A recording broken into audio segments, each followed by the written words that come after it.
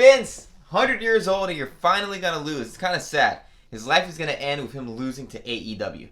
792 and 748. That's the difference between the viewership. NXT won this week over Fyter Festival, aka Fire Festival. But AEW is so close to beating NXT, and then it's just going to beat Raw and SmackDown. Because Raw and SmackDown are not that far above NXT.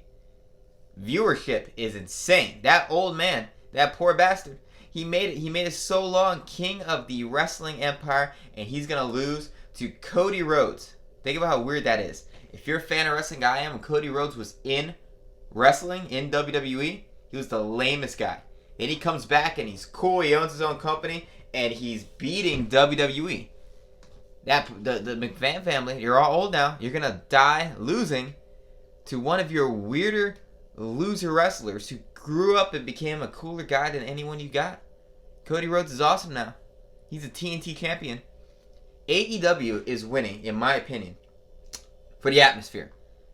WWE is like, we got plexiglass and people behind it now. AEW's had a fake crowd since the start of this thing, pretty much. For most of it. Adding atmosphere, sound, liveliness. And WWE did not. WWE felt like a doctor's office. It was dead silent. You just hear sounds. It was kind of creepy watching WWE. It was so cold and dry and weird. And they just now got audiences behind a plexiglass thing, which is also weird. And it still doesn't feel as atmospheric. The set doesn't look as atmospheric. It looks like a movie studio. And AEW looks like a clubhouse. They got these... it looks like a Vegas place. They got these tunnels the wrestlers come out of. They got trees. They got this little stage that connects to the ring. They got Daddy something. I think he said Daddy's Girl in the background on a wall. And it's outside to a degree. It's really cool. Their atmosphere makes it feel like they have a real audience and like nothing changed. It's so lively. And WWE still does not feel alive. It feels very cold. And I think that's why AEW is rising up. And I think it's going to beat WWE because the commentating's better. Chris Jericho. Man, funny SOB. That guy needs to be a commentator when he retires. Keep it up. He's killing me. Orange Cassidy.